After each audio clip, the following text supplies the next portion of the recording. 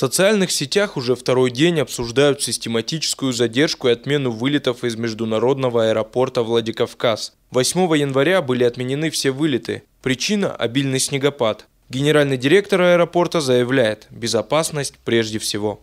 Сегодня мы уже выпустили 3 рейса, сейчас 4-й рейс готовится. Еще 2 рейса мы успеем выпустить. Все рейсы, которые были задержаны вчера, все уже ушли, и рейс S7 уже прилетел и вернулся назад. Сейчас выполняет рейс авиакомпания «Победа» по расписанию.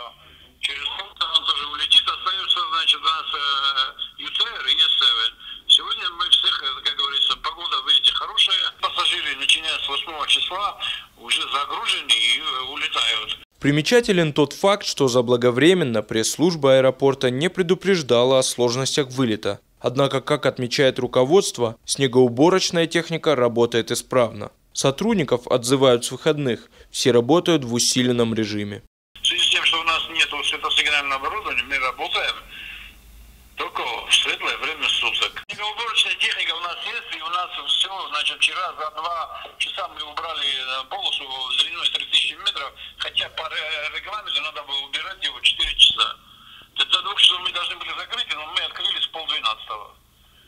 И все бригады, и 2 смены, и у нас люди в смене находятся, всех вызвали, и все находятся на работе, чтобы завал, этот большое количество рейсов одновременно, которые, совершили посадки вчера, чтобы всех их выпустить.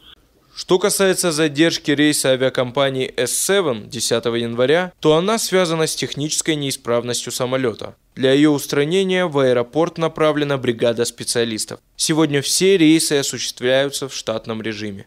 Артем Балатаев, Залина Губурова, Осетия ТВ.